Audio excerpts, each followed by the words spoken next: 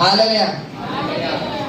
আমি পড়ছি লূকা লিখিত সুসমাচার 11:52। হালেলুয়া।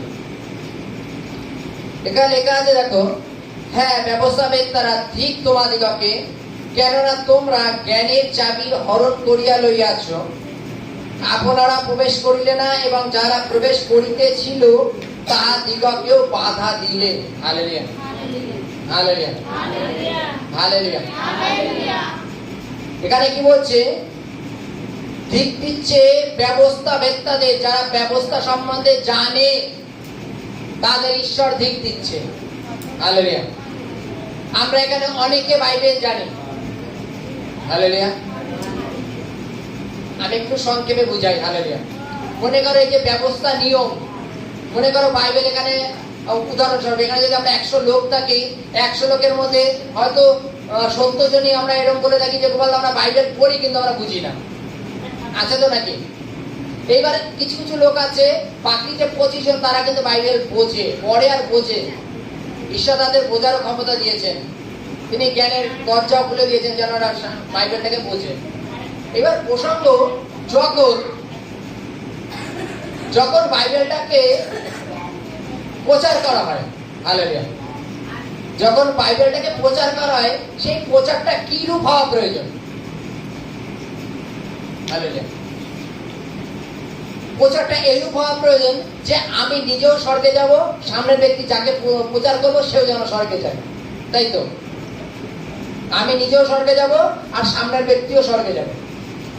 বাইবেলে বলছে কি, যারা শাস্ত্র সম্বন্ধে জানে, ব্যবস্থাবেত্তা যারা শাস্ত্র সম্বন্ধে জানে, বলছে তোমরা মেন জ্ঞানের চাবি তোমাদের কাছে আছে, কিন্তু তোমরা জ্ঞানটাকে এমন ভাবে প্রেস করো যারা, তুমি নিজে তো স্বর্গে যাবা না, এবং যারা আলাদা মানে প্রার্থনার মধ্যে দিয়ে, প্রভুকে ধার্মিকতার মধ্যে থেকে যদি তারাও স্বর্গে যাওয়ার ইচ্ছুক হয়, তাদেরও তুমি স্বর্গে যেতে দেবা না।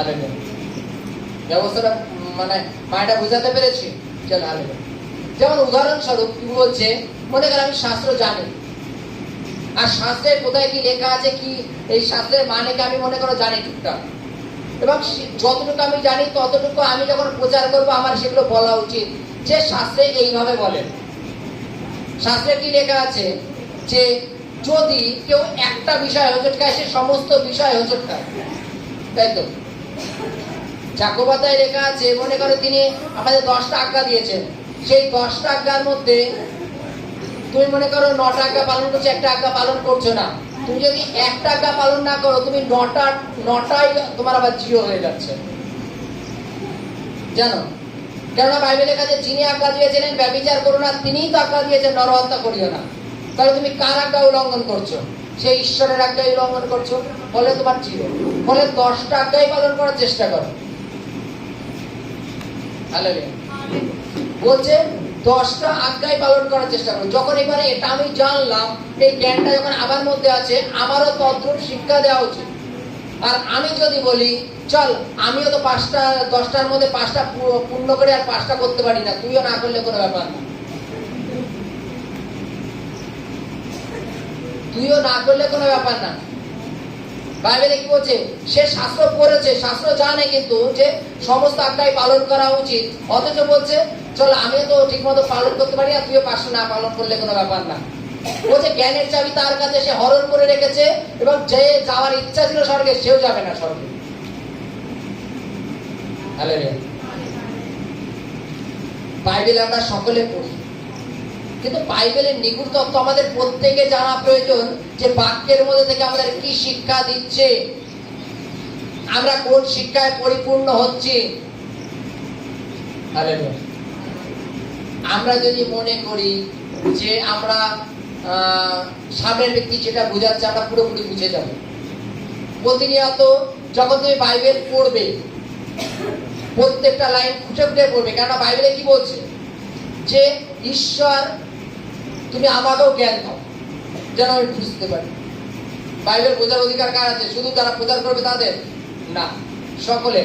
তুমি যখন বাড়িতে প্রার্থনা করবে, তোমার নিজেরও বাইবেল বোঝার প্রয়োজন আছে, কেননা তোমার বাড়িতে হয়তো কেউ আসলো, চলো আমাকে একটু বাইবেল করে বুঝাই দাও তো দেখি। তুমি যখন আকাশের দিকে তাকালে, ফোন করলে দাদা তুমি একটু এসে বুঝাই দিয়ে যাও তো, ওটা হয় না। ওটা হয় না।